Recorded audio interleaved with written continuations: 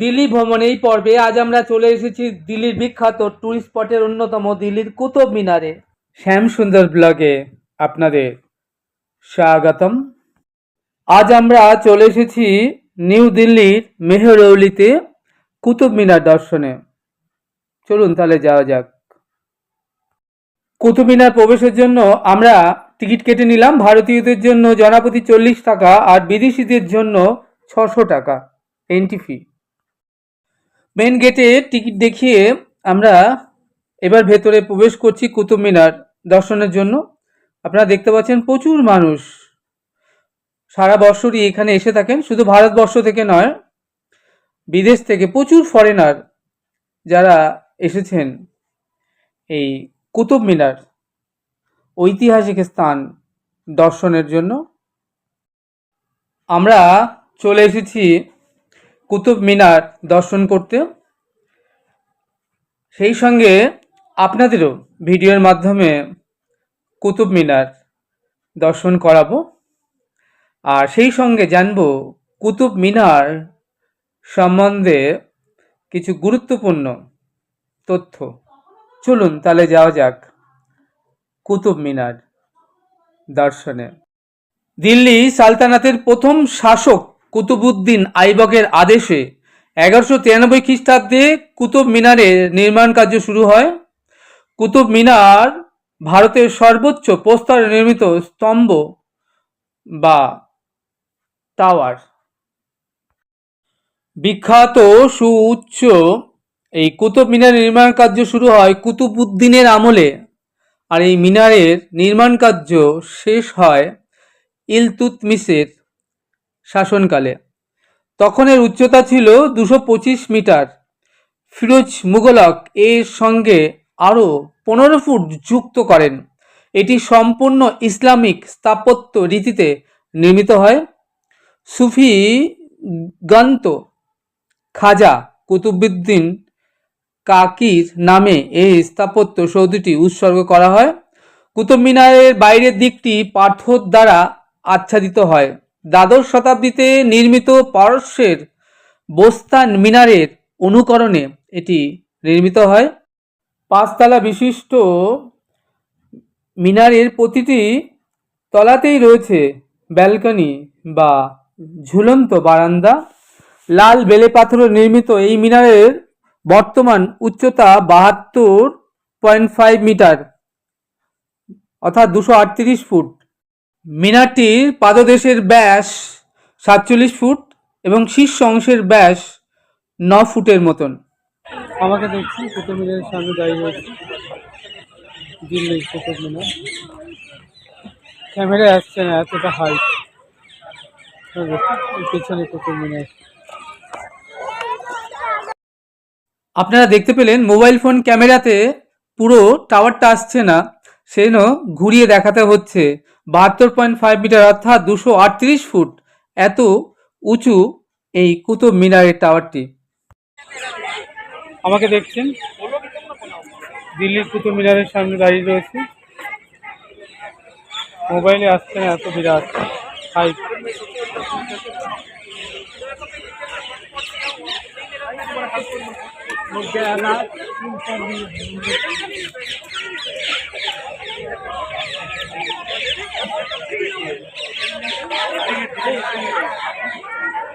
প্রচুর দর্শনার্থী, ফরেনার দর্শনার্থী, ইন্ডিয়ান দর্শনার্থী, দেশ বিদেশ থেকে বহু মানুষ এসছেন এই কুতুব মিনার দর্শন করতে। আমরাও এসেছি।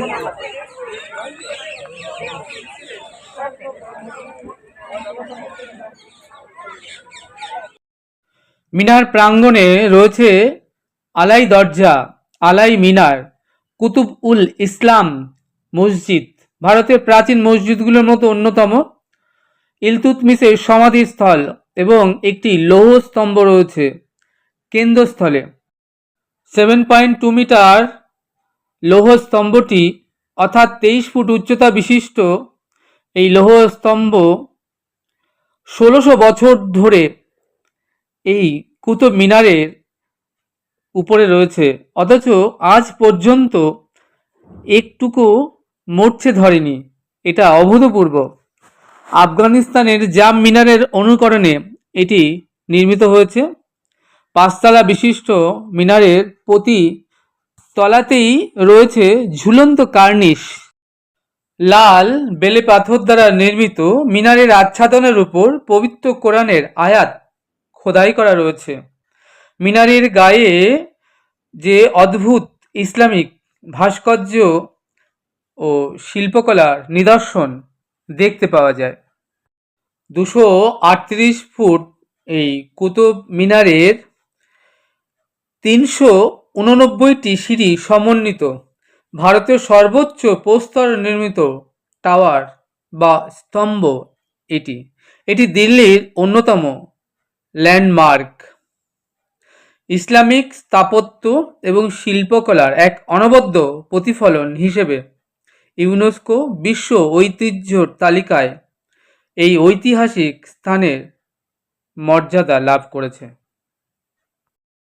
5 তলা বিশিষ্ট এই সুউচ্চ কুতুব মিনারে আচ্ছাদনের গায়ে যে লাল বেলে পাথর লাগানো আছে, প্রত্যেক তলাতেই খুব সুন্দর করে পবিত্র কোরআন থেকে শ্লোক নিয়ে সেই শ্লোক লিপিবদ্ধ করে খোদাই করা রয়েছে।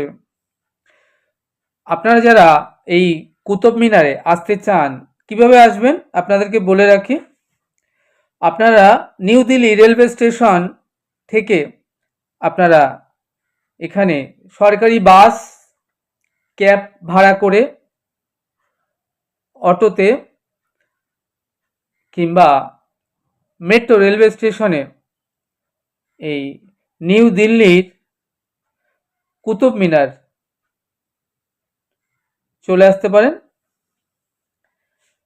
এখানে ঠিকানা হলো নিউ দিল্লি মেহরৌলি। নিউ দিল্লি থেকে বাসে, অটোতে, ক্যাবে বা মেট্রোতে আপনাকে 30 মিনিট মতো লাগবে, কারণ নিউ দিল্লি থেকে এই কুতুব মিনার দূরত্ব 11 কিলোমিটার। জামা মসজিদ থেকেও মাত্র আধা কিলোমিটার, 30 মিনিটের মতো সময় আপনারা এখানে পৌঁছে যাবেন। সারা বছরই এই কুতুব মিনার খোলা থাকে, তবে অক্টোবর থেকে মার্চ মাসের আবহাওয়া বেশ মনোরম থাকার কারণে এই সময় কুতুব মিনার পরিদর্শনের সেরা সময় বলে মনে করা হয়। সূর্যোদয় থেকে সূর্যাস্ত এই কুতুব মিনার পরিদর্শনের জন্য খোলা থাকে। এখন কুতুব মিনারের ভেতরে প্রবেশ করতে দেওয়া হয় না, তবে 1981 সালের আগে জনসাধারণের জন্য এই স্তম্ভটির ভেতরে প্রবেশের অনুমতি ছিল। তবে এক গুরুতর আকস্মিক দুর্ঘটনায় 1981 সালে 4 ডিসেম্বর স্তম্ভটির মধ্যে আকস্মিক বিদ্যুৎ ঘাটতির কারণে আতঙ্কিত হয়ে সকলে ছত্রভঙ্গ হয়ে ছোটাছুটি করাতে 45 জন ব্যক্তির মৃত্যু হয়। সেই থেকে এই কুতুব মিনার পর্যবেক্ষণ কর্তৃপক্ষ এর ভেতরে জনসাধারণের প্রবেশ নিষিদ্ধ করেছেন। তাই বাইরে থেকেই আপনি এই কুতুব মিনার দর্শন করতে পারেন, আপনারা ছবি তুলতে পারেন, সেলফি তুলতে পারেন। আর ওই আকাশপথে দেখছেন সুন্দর প্লেন, এখান থেকে প্রতিনিয়ত উড়ে যাচ্ছে, কারণ এর পাশে রয়েছে ইন্দিরা গান্ধী ইন্টারন্যাশনাল এয়ারপোর্ট।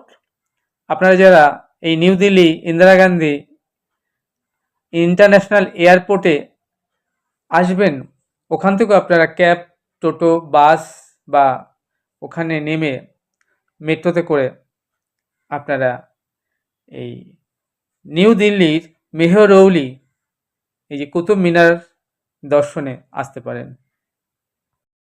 এই কুতুব মিনার পরিসর এত বিরাট, এর এরিয়া এত বিশাল বড় যে 2-3 ঘন্টা আরামসে আপনি এটা দর্শন করে সময় কাটাতে পারেন।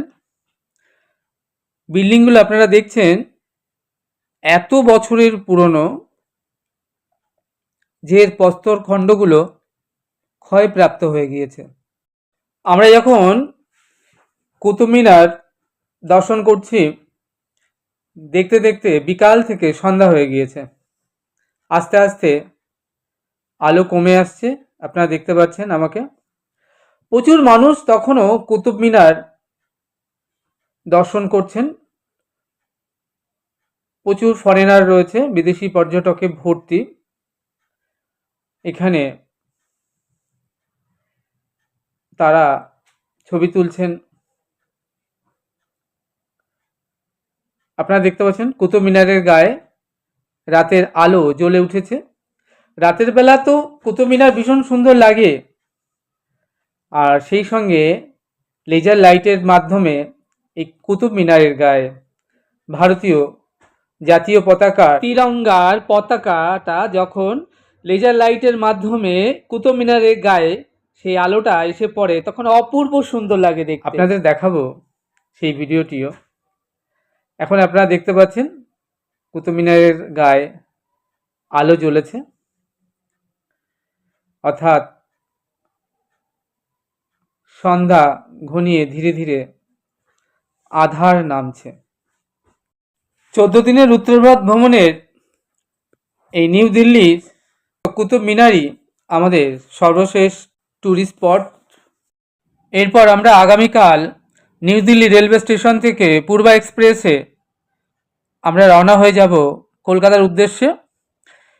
এই 14 দিনের উত্তরভারত ভ্রমণ আমরা শুরু করেছিলাম আগ্রা থেকে। তাজমহল, আগ্রা রেড ফোর্ট হয়ে আমরা মথুরা, শ্রীকৃষ্ণ জন্মভূমি থেকে মথুরা মণ্ডল দর্শন সেরে রাধাকুণ্ড, শ্যামকুণ্ড, গিরি গোবর্ধন, রাধারানী জন্মস্থান বর্ষণা দর্শন সেরে আবার আমরা ফিরে এলাম মথুরায়। বিশ্রাম ঘাট, দ্বারকাধীশ মন্দির, তারপর আমরা সিধা বৃন্দাবনে চলে এলাম। বৃন্দাবনে রঙ্গনাথজির মন্দির, নিধুবন, নিকুঞ্জবন, সেবাকুঞ্জ, রাধা দামোদর মন্দির, গিরিধারী মন্দির, যমুনা পুলিন, বংশী বট, রাধা শ্যামসুন্দর মন্দির, ইস্কন টেম্পল, প্রেম মন্দির, 64 মহন্ত, আদি গোবিন্দদেবজির মন্দির, বাকি বিহারীজির মন্দির। বৃন্দাবনে তো 5,500 মন্দির রয়েছে, তার মধ্যে যেগুলো সম্ভব হয়েছে দর্শন করে কভার করবার, সেগুলো আমরা ব্লগ বানিয়ে আপনাদের সামনে তুলে ধরবার চেষ্টা করেছি। কুতুব মিনারের সামনে দাঁড়িয়ে রয়েছি, অনিন্দ সুন্দর, অভূতপূর্ব। এরপর আমরা মথুরা, বৃন্দাবন কভার করে দর্শন সেরে আমরা চলে এসেছি দিল্লিতে ভারত সেবা আশ্রম সঙ্গে। সেখান থেকে আমরা Delhi red fort, Rajghat, Akshardham, India gate, Delhi museum, Mahatma Gandhi museum, ISKCON temple new Delhi, lotus temple, আর এখন আমরা নিউ দিল্লি আপনারা দর্শন করছেন কুতুব মিনার। এই 14 দিনে উত্তর ভারত ভ্রমণে আমরা যা যা দেখলাম, সব টুরিস্ট স্পটগুলোই আপনাদের সামনে তুলে ধরার চেষ্টা করলাম। আপনাদের কেমন লাগলো আপনারা কমেন্টস করে জানাতে পারেন। আপনারা শ্যামসুন্দর ব্লগ চ্যানেলটি সঙ্গে জুড়ে থাকবেন, চ্যানেলটি সাবস্ক্রাইব করবেন। আগামীতে আমরা ভারতের অন্যান্য যে সকল টুরিস্ট স্পটগুলো আমরা দর্শন করব, সেগুলো ব্লগ বানিয়ে আপনাদের সামনে তুলে ধরার চেষ্টা করব। আপনারা এখন দর্শন করছেন দিল্লি সালতানাতের প্রথম শাসক কুতুবউদ্দিন আইবকের নির্মিত কুতুব মিনার এবং তার সাম্রাজ্যের ধ্বংসাবশেষ। রাতের বেলা দেখুন আলো জ্বলে ওঠাতে কেমন ঝলমল করছে, আর কুতুব মিনারের উপরে ইন্ডিয়ার ন্যাশনাল তিরঙ্গা, জাতীয় পতাকার লেজার লাইটের যে show, light and sound music এর লেজার লাইটের শো শুরু হয়েছে। মিনারের উপরে ভারতের ন্যাশনাল ফ্ল্যাগের যে তিরঙ্গা পতাকার যে লেজার লাইট পড়ে দেখুন কেমন মিনারটি ঝলমল ঝলমল করছে, অপূর্ব সুন্দর। এটা দেখবার জন্য বহু মানুষ রাতের এই সময়টার জন্য অপেক্ষা করে বসে থাকেন। আপনারাও আমাদের সাথে দর্শন করুন সেই laser light and sound music show, অপূর্ব সুন্দর।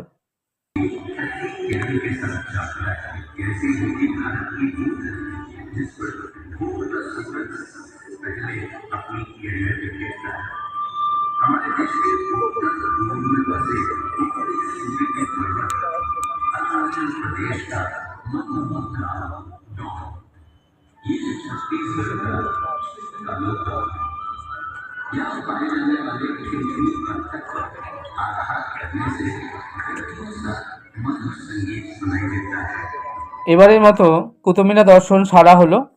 এবার আমাদেরকে হোটেলে ফিরতে হবে, কারণ রাত বাড়ছে। তো আমরা ধীরে ধীরে যখন মেন গেট এক্সিট গেটের দিকে এগোচ্ছি, তখনও বারবার করে ফিরে ফিরে দেখতে ইচ্ছে করছে কুতুব মিনারকে, কারণ রাতে কি মোহময়ী লাগছে কুতুব মিনার, আলোয় ঝলমল করছে। তখনও বহু পর্যটক, ফরেনাররা, ট্যুরিস্ট সেই স্থানে রয়েছে, তারা তখনও দর্শন করছে কুতুব মিনার। আমরা মেন গেট থেকে বাইরে বেরিয়ে গাড়ি ধরবো। এখান থেকে আমরা যাব নেহরুনগর, শ্রীনিবাসপুরী ভারত সেবা আশ্রমের সঙ্গে।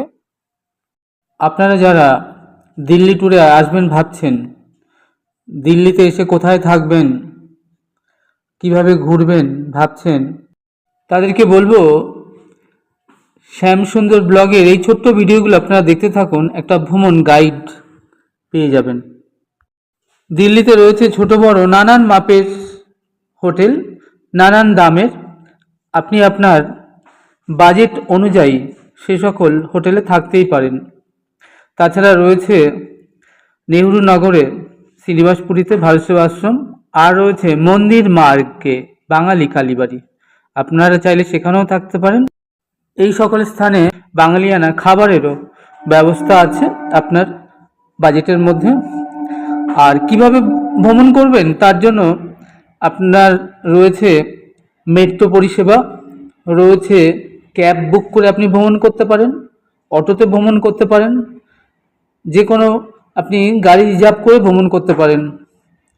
আর সব থেকে বেস্ট হলো পাবলিক ট্রান্সপোর্ট, অর্থাৎ সরকারি বাস পরিষেবা দিল্লি শহর ভ্রমণের জন্য। দিল্লি শহরে মহিলাদের জন্য ফ্রি কুপনে ফ্রি বাসে আপনি দিল্লি শহরের যত্রতত্র পরিভ্রমণ করতে পারেন ফ্রিতে। আপনি যদি না জেনে থাকেন যে দিল্লি শহরে ট্যুরিস্ট স্পটগুলো কত দূরে, কোন বাস যায়, বাস নাম্বার, কত ভাড়া, কত সময় লাগবে, তাহলে আপনি আপনার মোবাইলের গুগল লোকেশন অন করুন, কোথা থেকে কোথায় যাবেন সার্চ করুন, তাহলে আপনি বাস নাম্বার, কত ভাড়া সব জেনে যাবেন। এভাবে আপনি দিল্লি শহর পরিভ্রমণ করতে পারেন। এছাড়া ইউটিউব ভ্রমণ গাইড তো রয়েছেই, তাহলে আর চিন্তা কেন, আপনারা নিজেরাই দিল্লি শহর ভ্রমণের একটা প্ল্যান বানিয়ে ফেলুন আর আমাদের মতো বেরিয়ে পড়ুন দিল্লি শহর ভ্রমণে দর্শন করবার জন্য। আজ তবে এটুকুই, আপনারা দেখতে থাকুন 14 দিনের উত্তরভারত ভ্রমণের আমাদের এই ছোট্ট ভিডিওগুলো, আমাদের সাথে থাকুন, চ্যানেলটি সাবস্ক্রাইব করবেন। দেখা হচ্ছে আগামীতে আরও নতুন নতুন ভিডিওর সাথে। ততক্ষণে আপনারা খুব ভালো থাকবেন, সুস্থ থাকবেন, আনন্দে থাকবেন। আমার সাথে প্রেম সে বলুন রাধে রাধে।